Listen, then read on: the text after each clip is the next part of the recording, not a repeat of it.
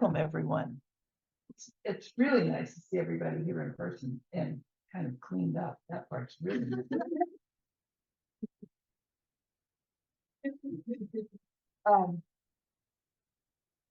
And we're here to, and welcome to everyone coming from all over. It's delightful to see you all. And oh, what a great idea. I'm Suzanne Popma. I am Locking Bars owner. I've been writing here in the NSAE since March of 2001. And come on in. We got more people coming. And I have the great good fortune of having had both Craig and Marianne teach me to ride. And I'll tell more stories about that later when we talk about our times here. For now, we're mourning and celebrating today. We're mourning a loss, but celebrating a legacy for sure. And I think the most important thing to me in all this is that Craig was a true master of the horse. You don't need, I mean, I'm quite advanced in age and have had many, many teachers in my life. And I've had very few masters, very few masters. And so Craig was one of those people. And he has wonderfully, or not, no, he did it, but Marianne has taken that teaching and become a master. So now I've had two in my life. So that's what we're doing today. We're talking about stuff and what it meant to us. And I will give you an idea of what's happening for now. So we're gonna have a singer, we're going to play a song, we're going to do a video montage, and then we're all gonna get up, hopefully, and say something about Craig. Including people from afar will hopefully say something if they feel so moved. And then we're going to have a toast to Craig to send him on his way. And then we'll eat. And I think there's another song. There's another song before we eat. So I am now passing it to Marie introducing the singer. So there's the microphone is over here. Okay, we are now going to hear Linnea Nordström, and she is an opera singer from Sweden, and she is one of Craig's students, and she's also one of my students. And she's a really lovely singer. She is studying in Gothenburg at the moment, and I guess we all will hear more about her later because she's really, really good.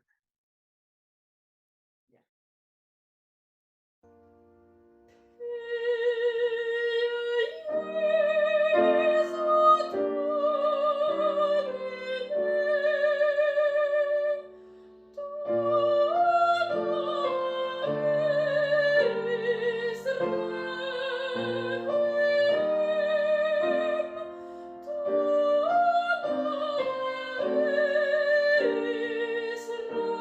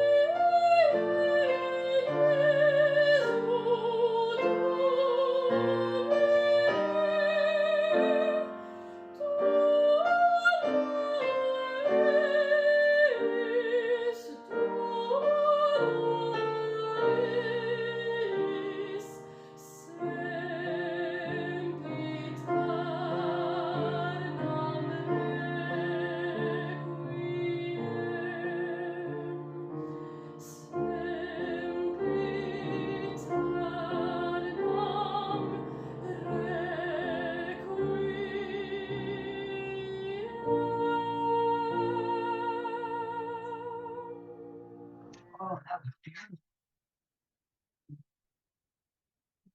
She is amazing. Yeah. I think she makes a living doing that. Marianne, are you gonna play the video montage now? Excellent. We are now playing a video. We will be playing a video montage. Okay, I have a pen.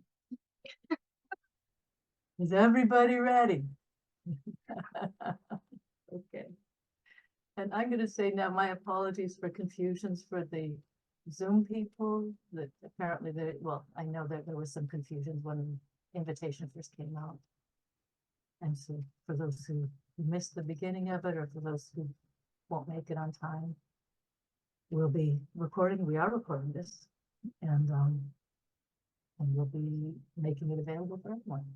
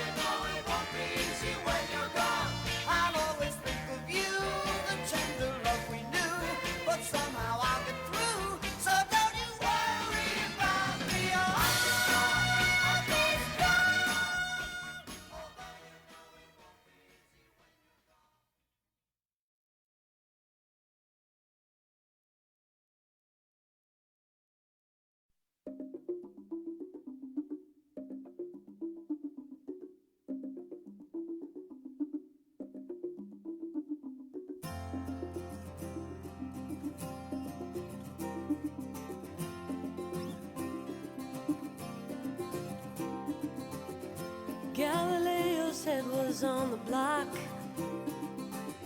The crime was looking up the truth.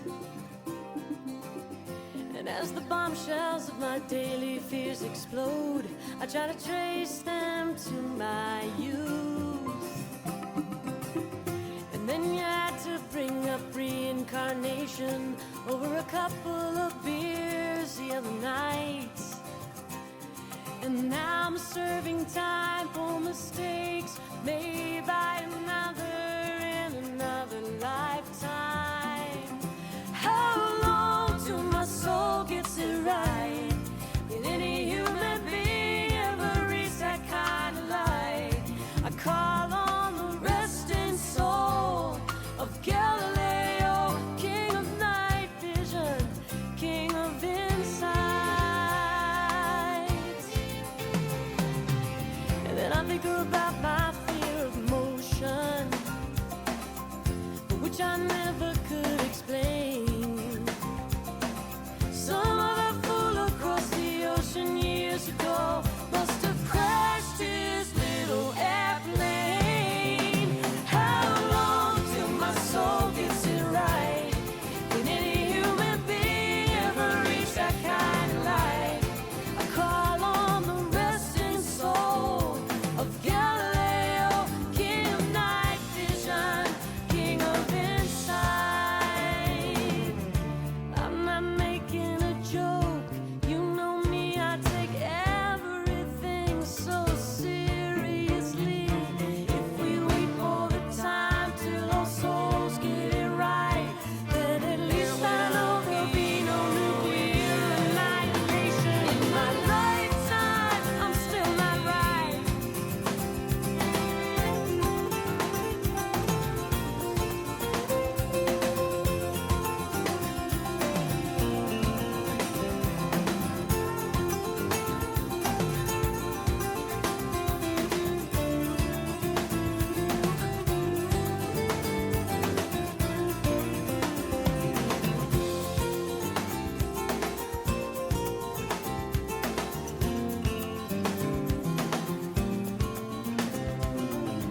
I offer thanks to those before me. That's all I've got to say.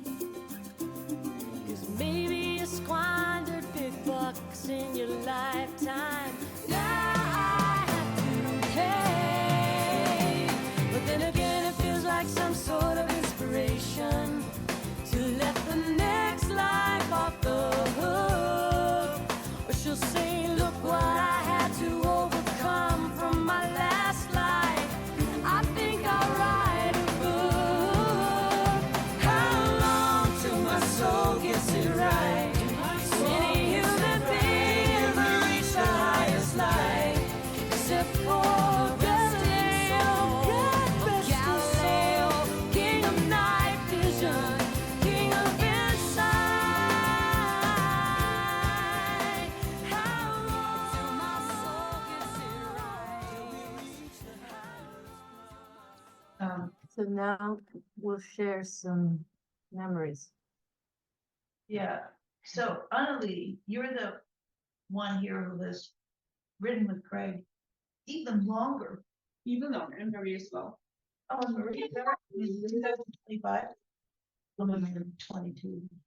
So why did you guys go first? I started riding in 18 I don't know you. You don't mind at all. So, I'm you from Sweden. Anyone doesn't know? And I started riding with Craig in 1999. I think you, Marie, was 1 year before me. 99 as well. And my horse Midway was 3 years young. So I started him more or less with Craig. I had been on, but yeah. And he was kind of a difficult horse at that time. And I had been on him like maybe 20 times, I'm not sure. And then one of my friends who was arranging the clinics with Craig, she said, I believe that you would like to stay. Come ride with them. I hesitated because I didn't have that much money, and so I booked one session. And at that time, he did half an hour Friday, Saturday, and Sunday. So I booked a half an hour session. 15 minutes into that session, I was hooked, and I left. That was what it took. And so the words that I remember that might have been the ones that hooked me up, was he said, "Your horse is very young. You have not been on him a lot of time, but you've already taught him to strong A's." And I thought I did hardly nothing. Now I get it on the level where I'm at now. Next year I'll get it on another level, probably. That's the way it goes. So yeah, it took it. And I signed up for the weekend. And so Craig, one of Craig's favorite things that he said about Midway, that horse, was, "Would you please, I would like not to see him this much from below." So that's good enough for a description. And I was pretty scared actually to ride him. And it took many years until I got here to do the seat work intensive. That was in 2011. I was here the first time. And at that time, I said to myself, I'm going to treat myself as this once in a lifetime thing that I'm going to do. Yeah. You can always fool yourself. And so I did the seat work, and it was just fabulous, with all these fabulous horses and fabulous people and fabulous trainers. And when I got home, it was the first time that I would get on Midway without him moving, like running off the first time. And I think we figured that out because he had not experienced my seat or my riding at all before I got on. But that's a fact. And he has been calm and steady ever since. So that made a huge difference. Craig totally changed my life from the beginning, but the training was like really key. And and now Midway, through Craig's and Marianne's and all these horses and people here, and also around me in Sweden, of course, have kind of helped me with my riding and helped Midway become like a really, he's 28 this year. He has recently retired because of an injury, but he's still around and he's perfectly fine with in-hand work. And he has become the best teacher. He's been my head instructor. Where I do now, I teach at home where I am. And actually,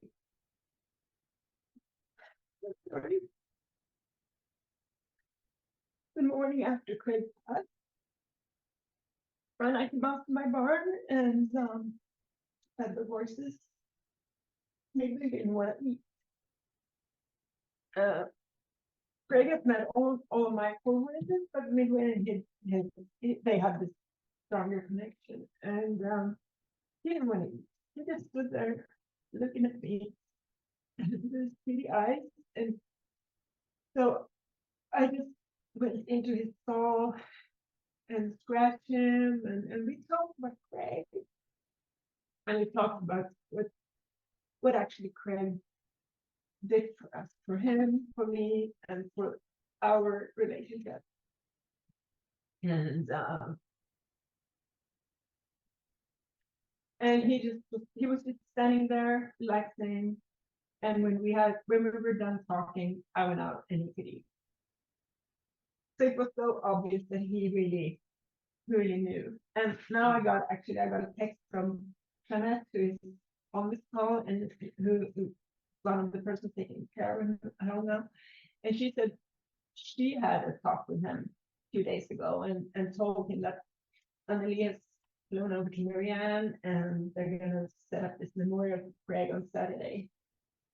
And he just closed his eyes, lowered his head, came up again, did this, and put his mouth to her cheek. Oh, I mean, yeah. Thank you. And thank you, Craig. We have a lot of people. I think we say with the. Better and then set up. Well, I'm only testing. Can somebody on the Zoom say if this is better? I'm getting thumbs up. Okay, so whoever wants to speak needs to hold the microphone.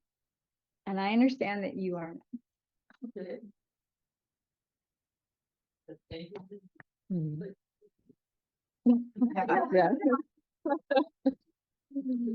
Yeah. Yeah. I'm Marie from Sweden, and I know few of you out there as well. And I've been organizing clinics with Craig in Sweden since 1999, and it's kind of crazy when you think about it.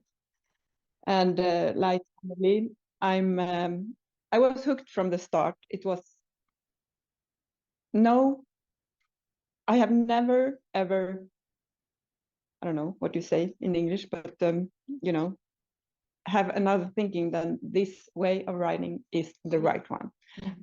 And it was, even if I couldn't understand it totally, I knew it was just this what I needed to do with my horses. And what I remember from the start, sometimes in the long run, it was not true, of course, because every person is different, but I was also very impressed about Craig's ability to actually respect all kinds of people, also not depending on what kind of horse they had. He took all these horses that was not very talented horses, and he treated them like talented horses. And it was never, ever any problem. If you came with a trotting horse or whatever, Icelandic horses, he had a lot from the start, I remember as well.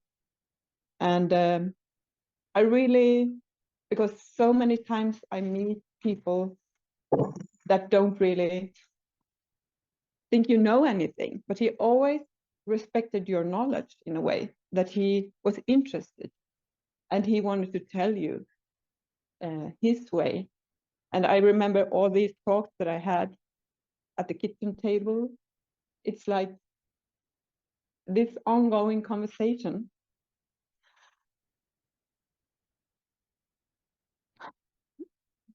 So that's what I miss most, I think. I will miss this ongoing conversation. Because if you had something to say to him, he could never resist you.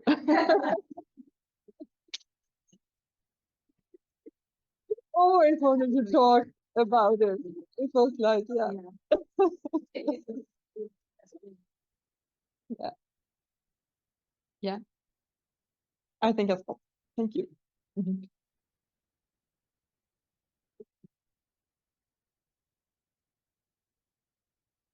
I'm Suzanne again. For people who didn't hear when we first started, I'm Lochinvar's owner, and I am someone who wanted a pony from the time she was 2 years old and never got a pony, never got a pony, never got a pony.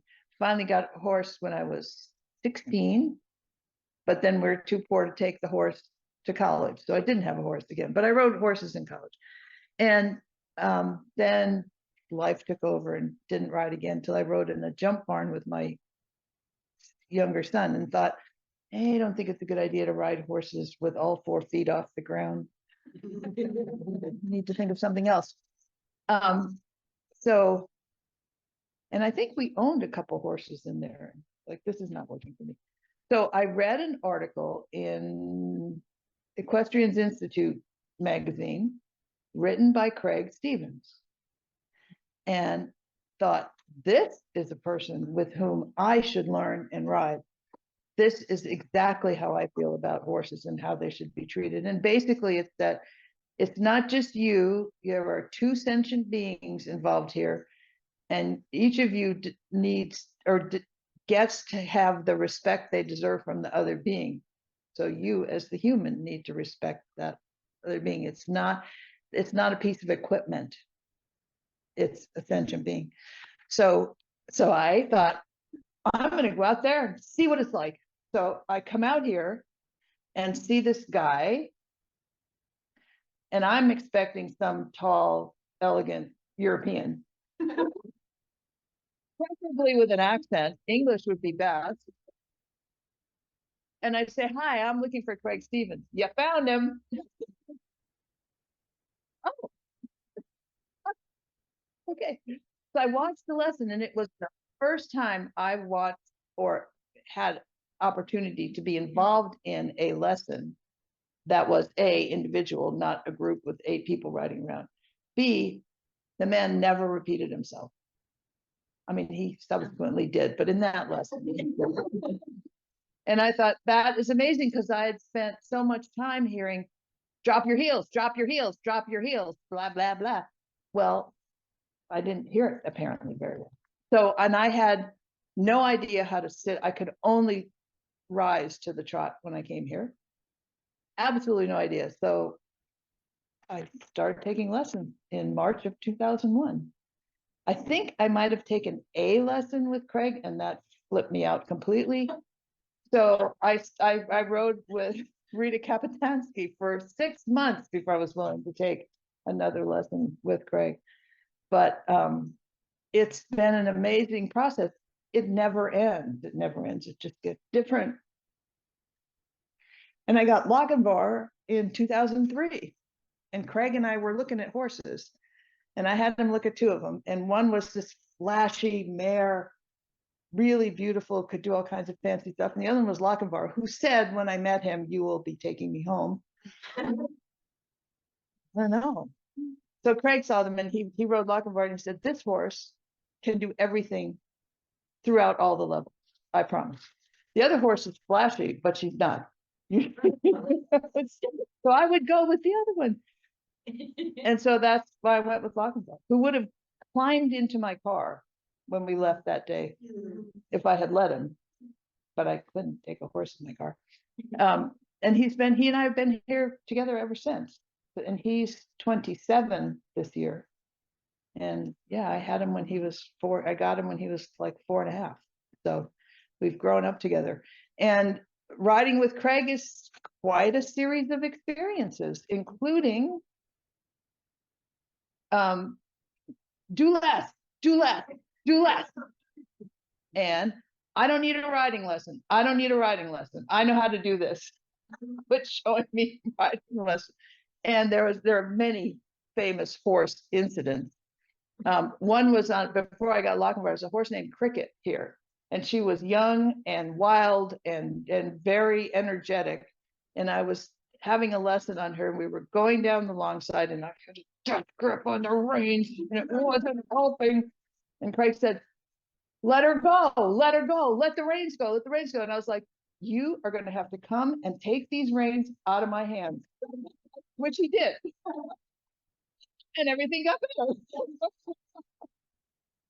And we didn't fight frequently, but we did have a famous one when we were both riding during a lesson, and the discussion escalated and escalated and escalated, and the horses were fine and energetic, and we finally yelled ourselves out and looked around, and the barn was completely empty. Apparently we had scared the entire world off with our big argument. We were fine, of course. But yeah, I heard the same thing everybody else has heard. Up, I said up. What's so hard about that?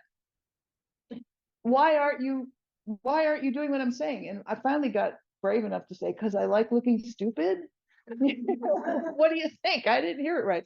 but I did hear it right many, many times. And what he taught me was teaching myself, if that makes any sense. I would have these questions I'd be mulling over between lessons. And since I rode so often, and he always rode, I often got lessons that weren't lesson time.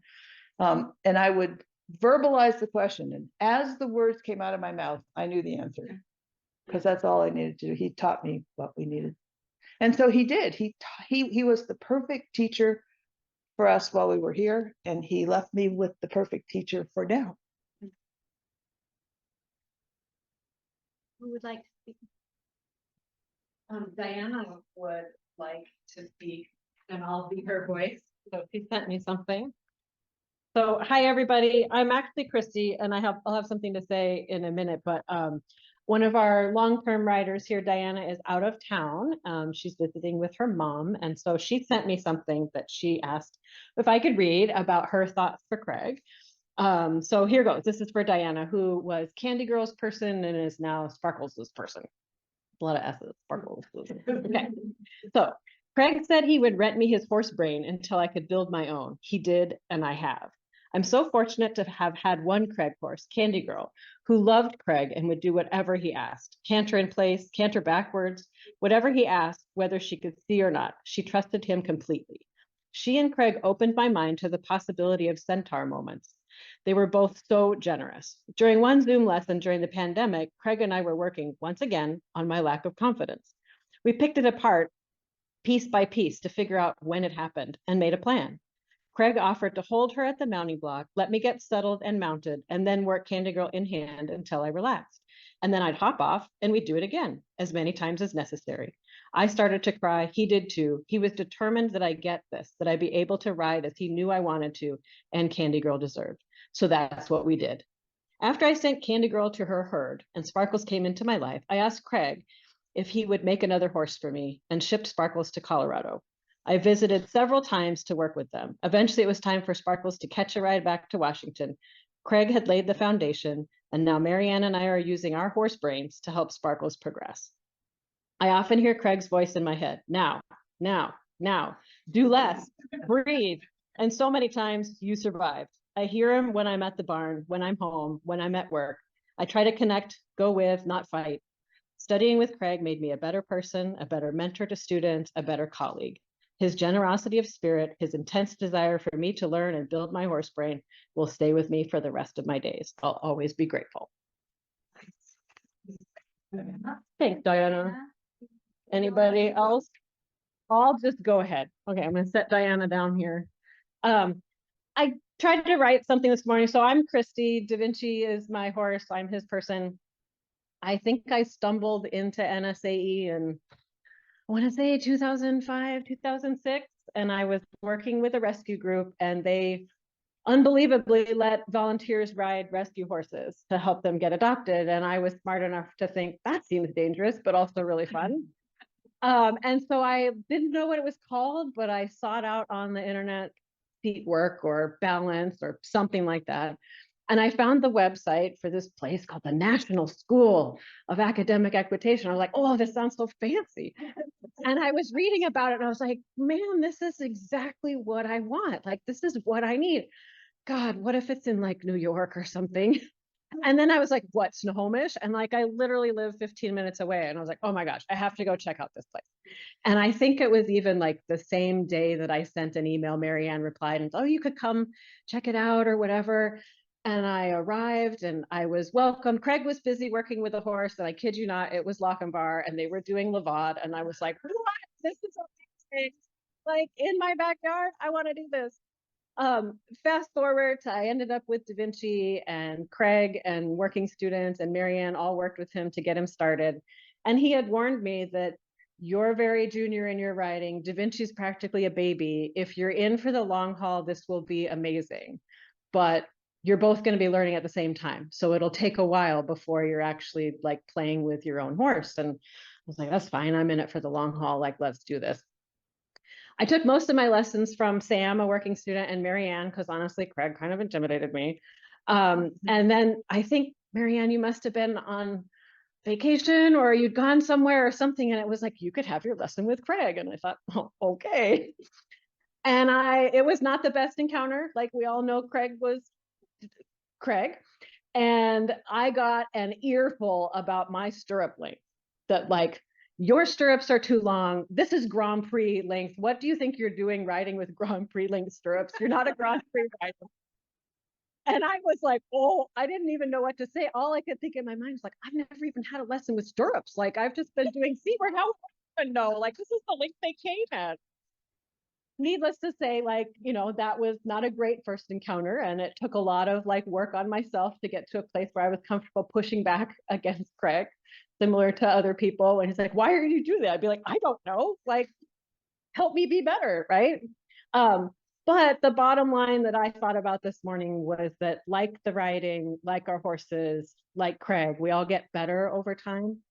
And Craig did. He was a lifelong learner. And I think we all know Craig of the early years was markedly different and more bristly than the Craig of the later years. And I'm grateful I got to experience and learn from both of them.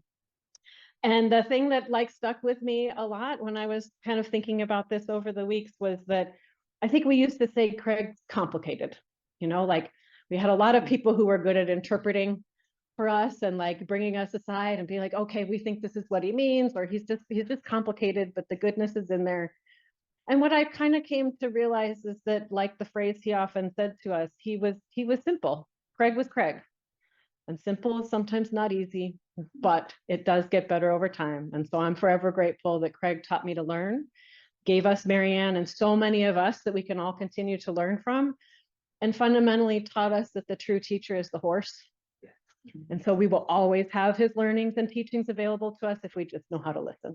And so that, like, I'm just so grateful for that. So thank you. Thank you, Craig. All right.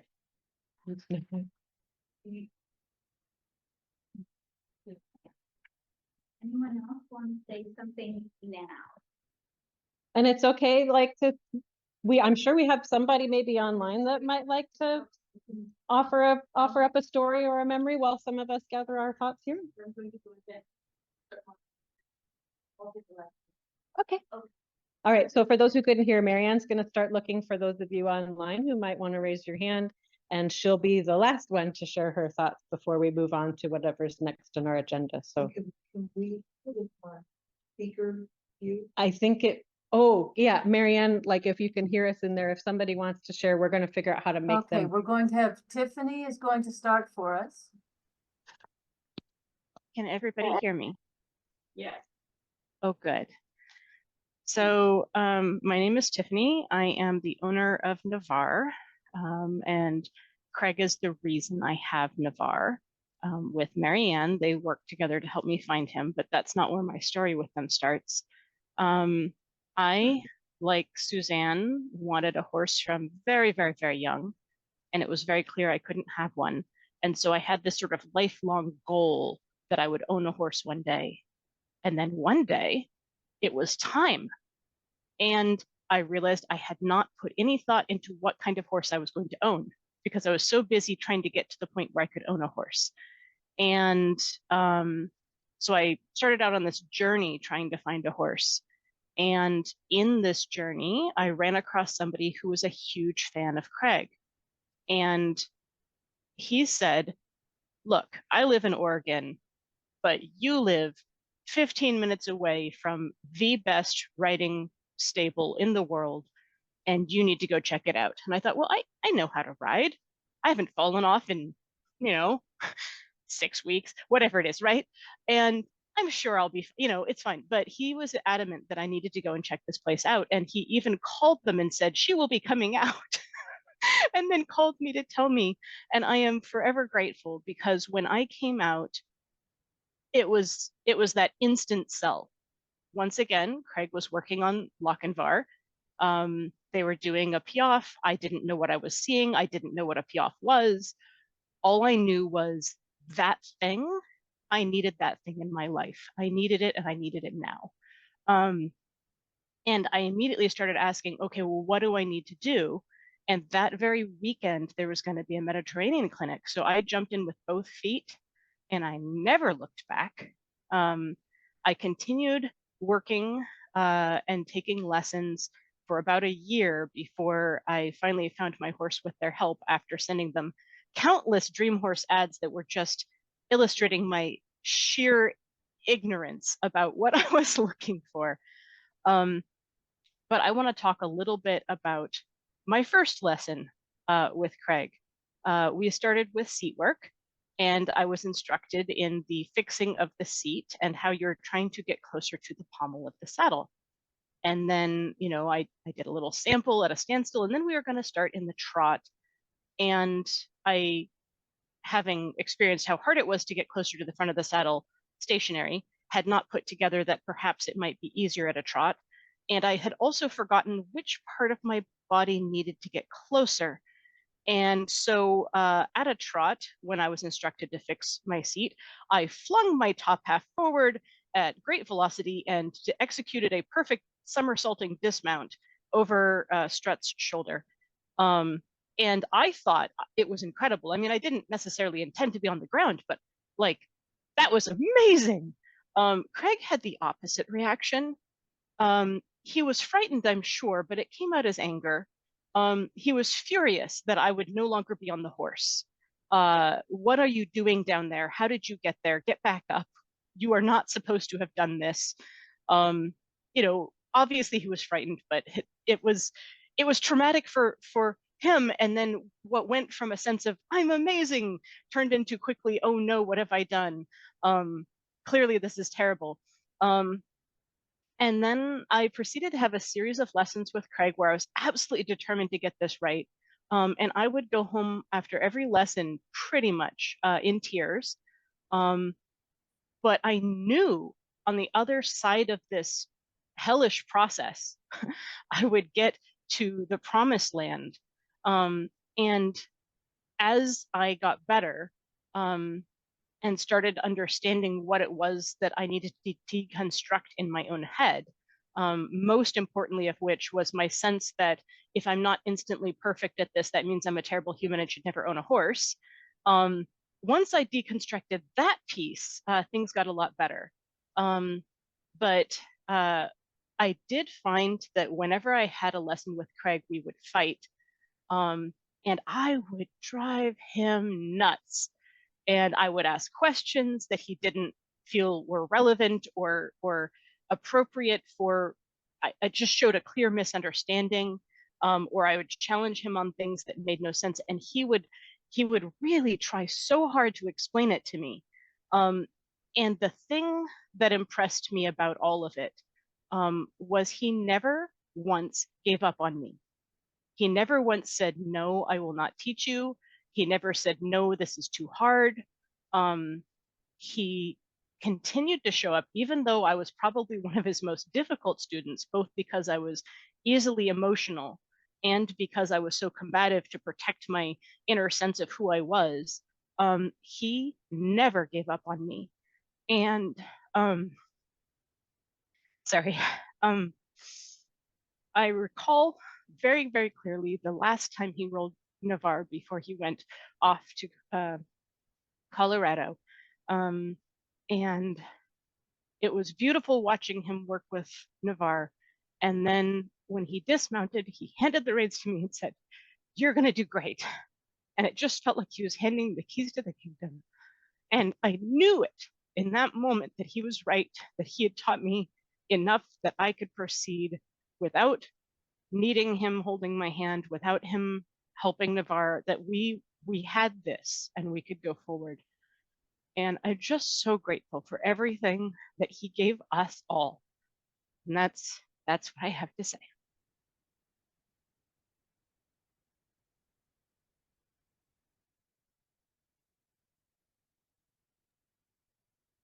Would anybody else from the Zoom group like to share with us?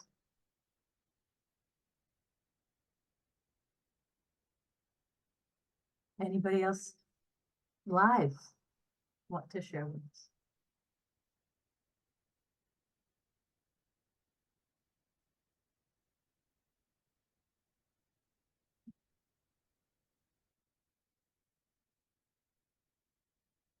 We have a volunteer, Marion.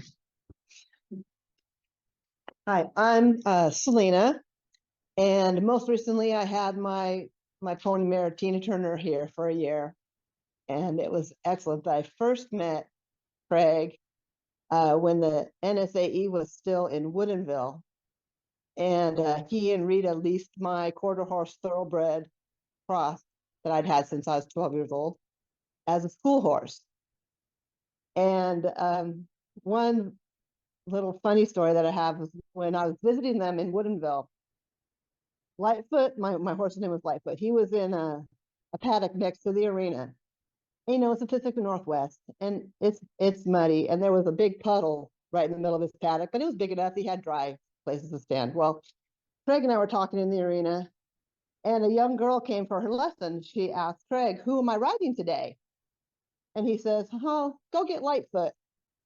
So she got a halter, and she no sooner got to the gate when Lightfoot walked over to that puddle, laid down, and rolled in it.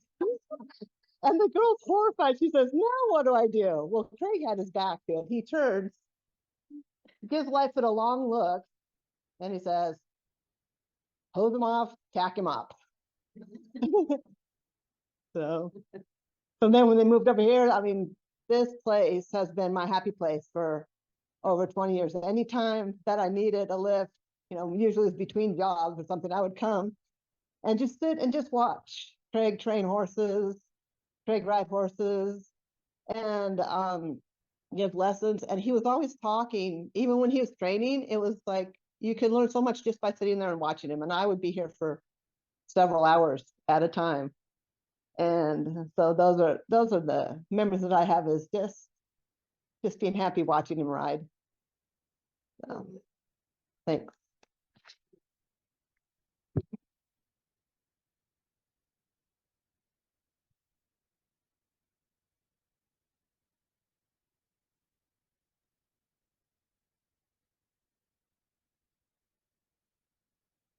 Do you have any phrases up there?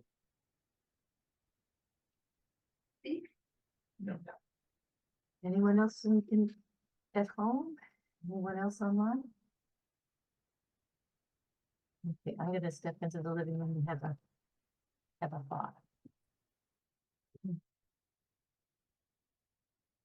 Are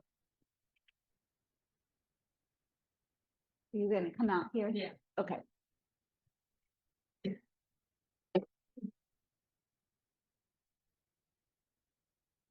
Okay.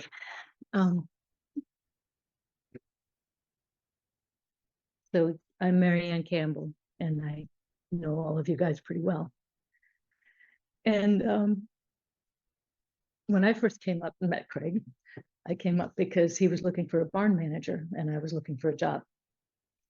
And I'd been doing a bunch of management, and I'd worked with a bunch of pretty high-end horses just in managing stuff. And I knew how to deal with importing things, and I was comfortable with people from foreign countries. And Craig seemed to think that I had all the skills that was necessary, especially because I didn't know anything about dressage. And he didn't want somebody hanging around making judgments about dressage in front of him. And then he said, "Well, you know, the only thing I wish you knew about was folk dancing, because I'm really interested in folk dancing, horse dancing."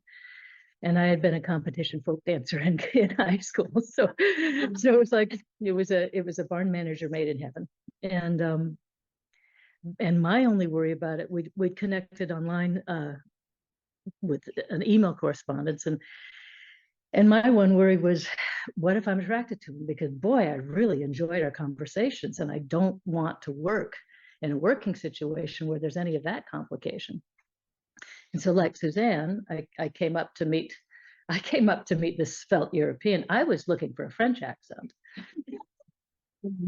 but I knew he was going to be as tall as Dylan, and he was going to be exquisitely dressed because he's a dressage rider. And I actually stopped on the way up and bought half chaps that matched my helmet, because I thought it was important to pretend that I right. And I got here, and like Suzanne, walked in and was looking for that guy, and instead Craig showed up. And I tell you, my first thought was, oh, thank God, because there's no way that there's going to be any romantic entanglement here. And then he gave me lessons over the weekend. We had an amazing weekend looking at videos of French writers, watching the writing that was happening here. Lochinvar was then 4 and stunning.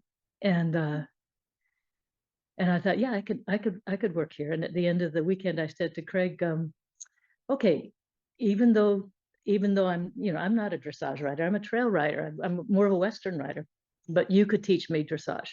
And he said, be careful what you ask for. And then I'm driving home and I got stopped in traffic because there was a construction going on. And there was this big fat guy holding the stop sign. And I drive past the big fat guy and I go, whoa.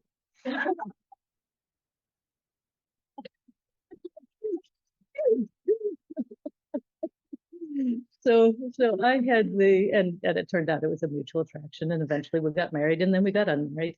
But so I had a double whammy of learning the amazing work and also being his partner for a long time.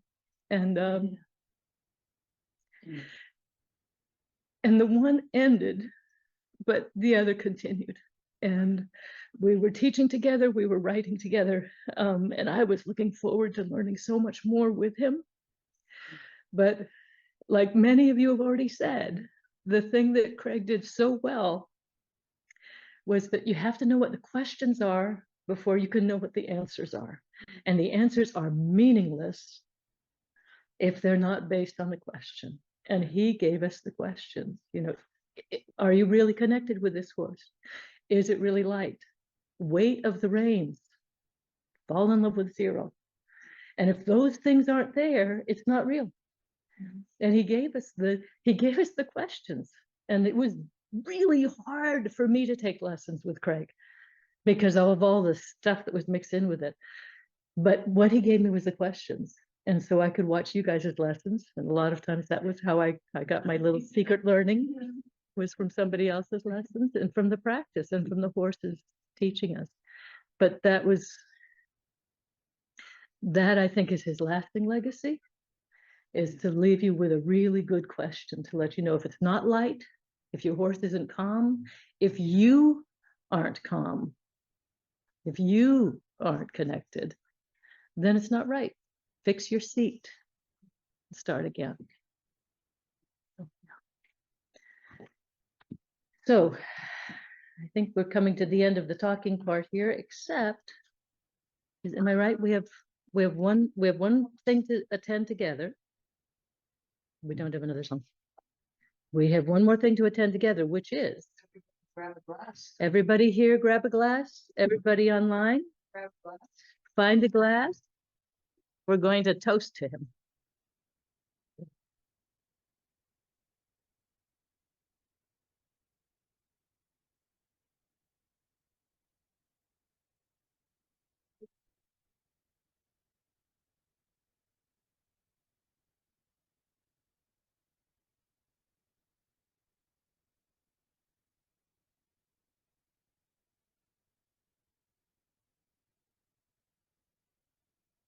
We do have.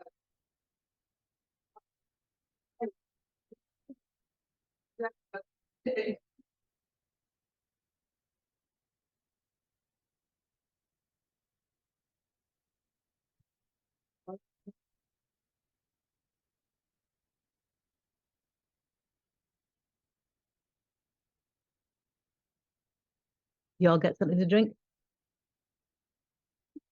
Good. The big bottle.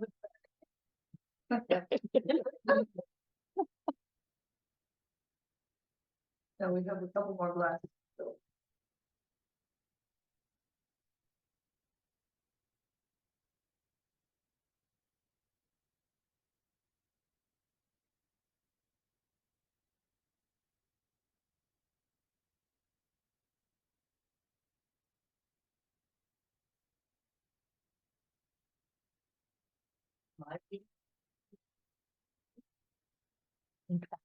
Okay, I think that's too less. Since we're all raising our glasses in happiness for having known Craig and in the belief that this will cheer him on his journey. Here, here.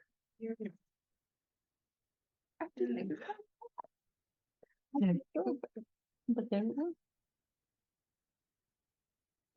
Okay, so we have one more piece, which is that the most important thing to Craig was that this work continue.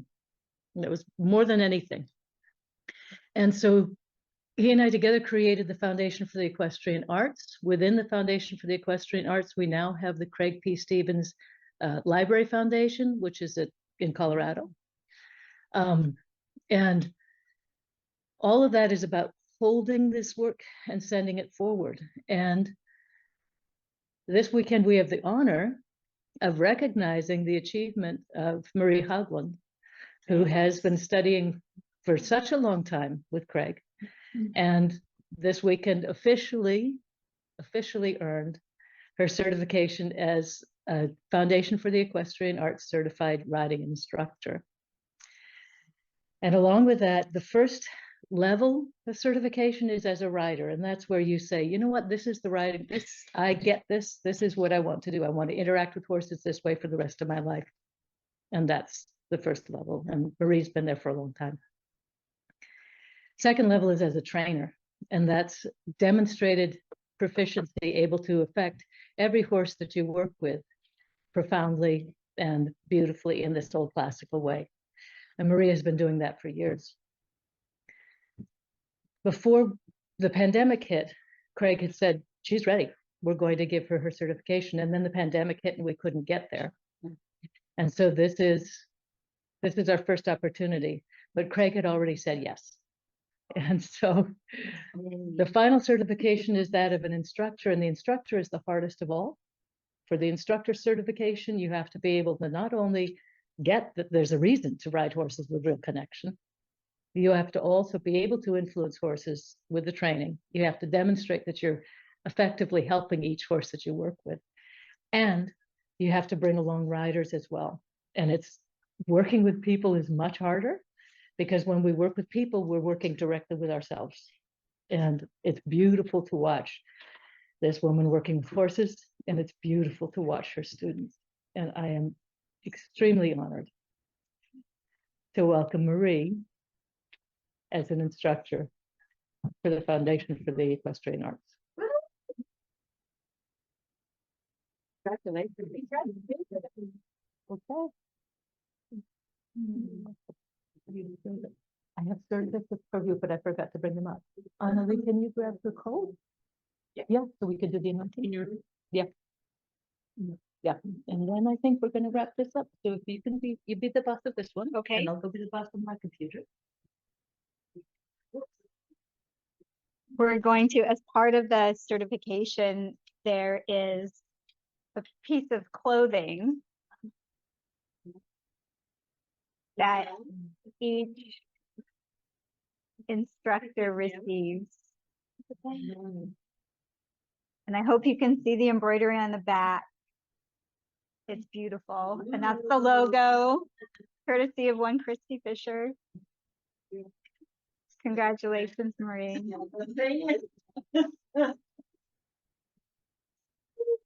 All right. Yeah. Fantastic.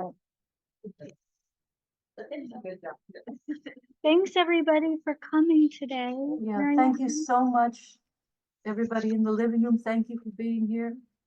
For those of you who rode here and had never been in the house, this is the house. And Craig and I always kept it this clean. We have a couple of comments in the chat that I'd like to read before we sign off. One is from Marcia down in Mexico. I keep thinking about the first time I came to visit. He was working with a horse and he said, do you want to come sit on the side, or do you want to come sit on the horse while I train it? As a child, I grew up on a pony. It was natural for me to just follow along with the movement. Craig looked up at me and said, just sit like a sack of potatoes. He told me when I got off the horse, he was tired from having to run to keep up with the horse. It was following my movement and it wasn't listening to him. We had a good chuckle from him. I'll miss him a lot. Marcia, I know he loves you. And Tana Erickson, thank you for arranging this. I'm forever grateful to Craig. As a teenager, he had a huge influence on my equitation and still has to this day. Thanks to Craig, I now have this as my fruitful career, and I miss him. So thank you all for being here. And thank you again, Craig. And I guess it's time to sign off, and I hope to see you guys in your own barns with your own horses and around here.